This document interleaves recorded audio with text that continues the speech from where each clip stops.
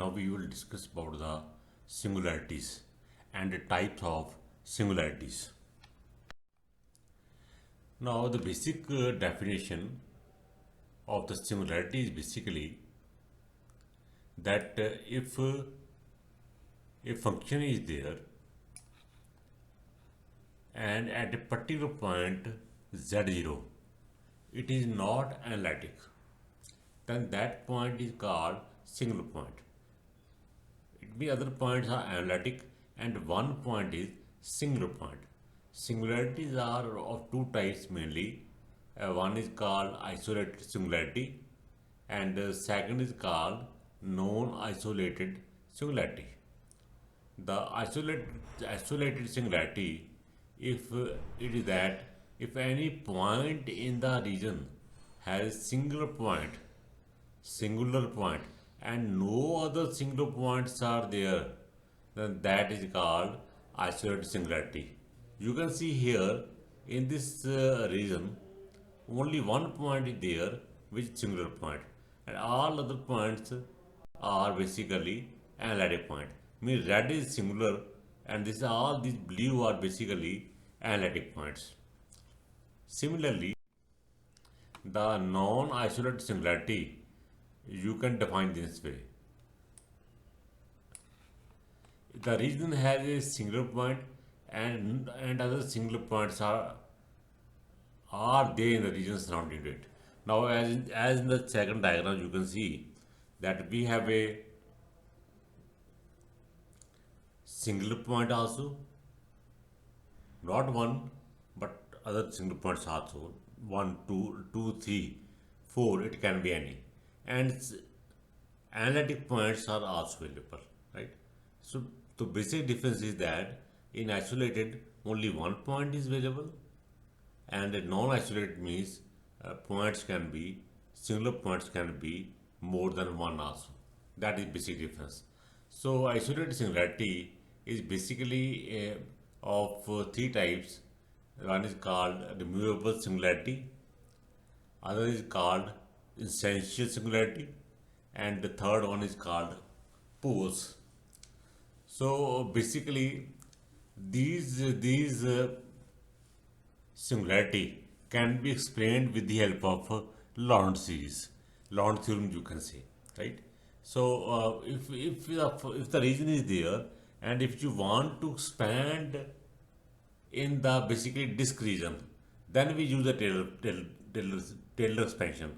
And if the region is analytic in a anode region only, then we take the Lorentz series.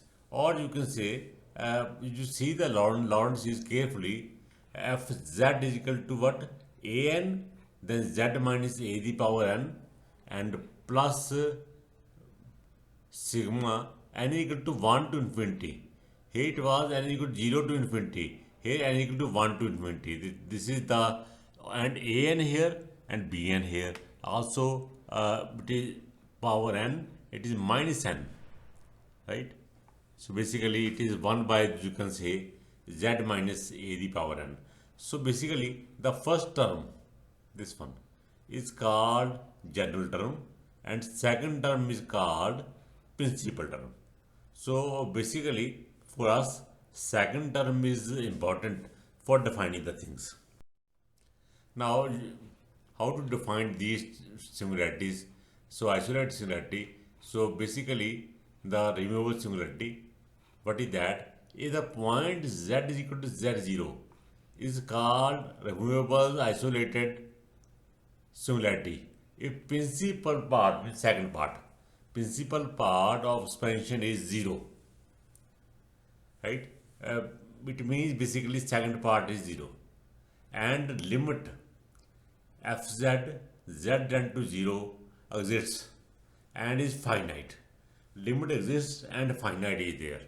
Then it is called removable singularity. So because the second part is basically 0, so you can say b1 is equal to b2 is equal to b3, b is equal to b4, all are 0, right? That is removable.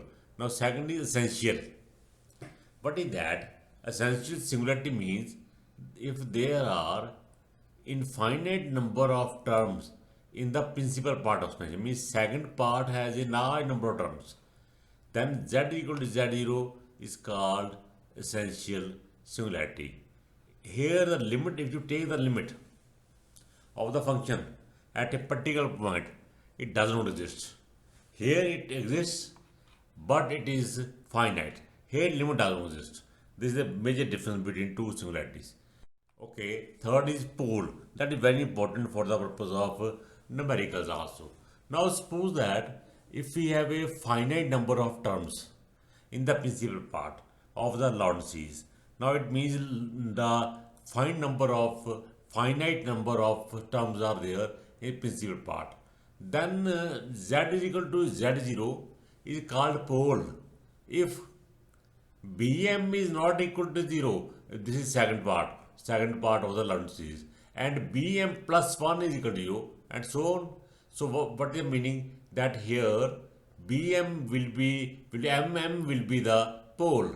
Now suppose that if the only one term is there, mean m is equal to 1, then that is called simple pole. Or you can say only one term is left, its order is 1, because m is equal to 1, so order is 1.